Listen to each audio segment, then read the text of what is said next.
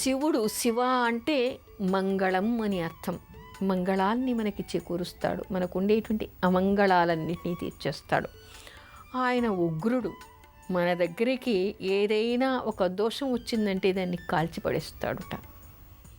మనకి దోషాలు లేకుండా భస్మం చేసేస్తాడుట. మనకు ఉండేటువంటి పాపాలన్నింటినీ కూడా పరిహారం చేస్తాడుట. తెలిసి తెలియక అనేక జన్మల్లో అనేక పాపాలు చేసి ఉండొచ్చు. మనం ఇప్పుడు శుద్ధంగా కనిపిస్తూ నేను చాలా గొప్ప అని మనం అనుకుంటూ ఉండొచ్చు. కానీ గత జన్మల్లో మనం అనేక పాపాలు చేసి ఉండొచ్చు, లేకుంటే జన్మే రాదు. చాలా గొప్పవాళ్ళు, చాలా మంచివాళ్ళు అంటారు, వీళ్ళు ఎందుకింత అవమానపడుతున్నారు, వీళ్ళు ఎందుకింత కష్టపడుతున్నారు అని చాలామంది ప్రశ్నిస్తూ ఉంటారు.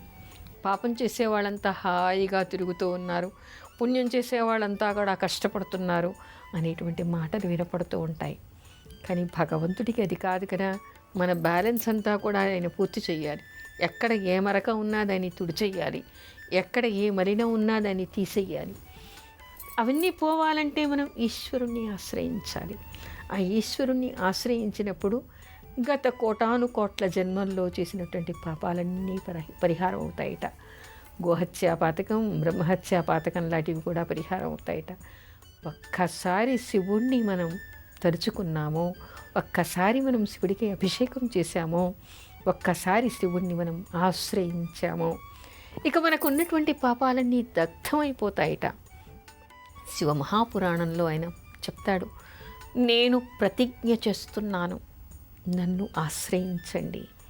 నన్ను ఆశ్రయించిన వాడు ఎలాంటి వాడు అయినా సరే నేను వాడిని రక్షిస్తాను, నేను ప్రతిజ్ఞ చేస్తున్నాను అంటాడు.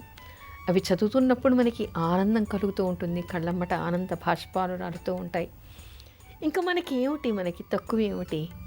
ఆ పరమశివుడే మన కోసం ప్రతిజ్ఞ చేస్తున్నప్పుడు మనకి ఇంకేం కావాలి అని అనిపిస్తుంది. మరి అలా ప్రతిజ్ఞ చేసినటువంటి ఆయన్ని మనం ఆశ్రయించాలి కదా. ఆయన్ని ఆశ్రయించి వేడుకొని ఆయన దగ్గర మనం మనస వాచ కర్మణ కైమోడ్చి మనం తల వంచి ఆయనకి సమర్పణ చేసుకుంటే చాలు. అక్కున చేర్చుకొని సకల దుఃఖాల నుంచి విముక్తి కలిగించేటువంటి వాడు ఆ పొడాశంకరుడు. అందుకని అన్నిటికంటే శ్రేష్టమైనటువంటి లింగం కాబట్టి పార్థివ లింగానికి పూజ చేయవచ్చు. అందున ఇది ప్రతి ఒక్కరికి కూడా సులభ సాధ్యమైనటువంటి పూజ, ప్రతి ఒక్కరూ కూడా చేసుకో తగినటువంటి పూజ. అందుకని శివరాత్రి సందర్భంగా గుడికి వెళ్ళలేకపోయామే, అభిషేకం చేయలేకపోయామే అనేటువంటి బాధ ఎవరికి అక్కరలేదు. ఆయనకి అత్యంత శ్రేష్టమైనటువంటిది పార్థివలింగ పూజ. అందుకని ఎవరెవరు శివుడి పూజ చెయ్యాలి అని అనుకుని తపన చెందుతున్నారో వారంతా కూడా శివరాత్రి సందర్భంగా ఆ తర్వాత నిత్యం కూడా పార్థివలింగ పూజ చేసుకుని శివానుగ్రహానికి పాత్రుడు కావచ్చు. నువ్వు ఇంకేమన్నా చెప్పాలా? ఇంకేమన్నా అబద్ధం చెప్పాలనుకుంటే చెప్పేయి. నేను చూడాలనుకుంటున్నాను నన్ను మోసం చేయడానికి నువ్వు ఎంత నీచానికి దిగజారగలవు అని. ఎందుకు ఆలియా, ఎందుకు నువ్వు ఇలా చేసావు? నీకు తెలుసు కదా నానమ్మ తర్వాత నీ ఒక్కదానిని కదా నేను పూర్తిగా నమ్మేది. ఏమన్నావు నువ్వు? ఈ మధ్య అన్నిటినీ మర్చిపోతున్నావా? అది చాలు. వాటిలో ఉన్న శక్తి విషయాన్ని గ్రహించి మనకు వివరిస్తాయి.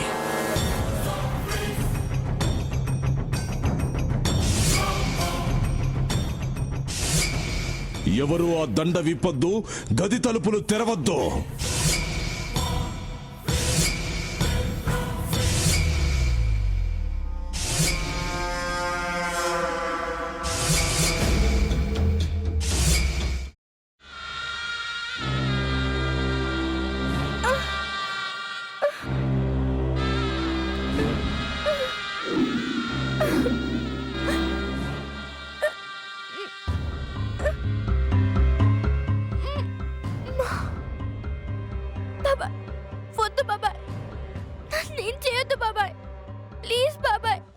నీకు నిజం తెలిసినప్పుడే నా ఆలోచనలో నువ్వు చచ్చిపోయావు.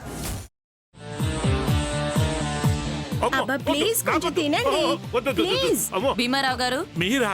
ఇగో మీరా కాదు సక్కుబాయ్. అవును, మీ పనామే లేచిపోయిందని చెప్పి కంప్లైంట్ ఇచ్చినావు కదా. రేయ్, ఆయన కంప్లైంట్ ఇచ్చింది లేచిపోయిందని కాదు, కనిపించడం లేదు అని. అచ్చా, అట్లానా? సరే మేడం. ఇడియట్. ఆ వంట మనిషి పేరేంటన్నారు? రత్తాలు మేడం. ఏం పెద్ద మంచి, నీ వంట మంచిని కూడా మేడం అని పిలుస్తావా? రేయ్ హాఫ్ బ్రెయిన్,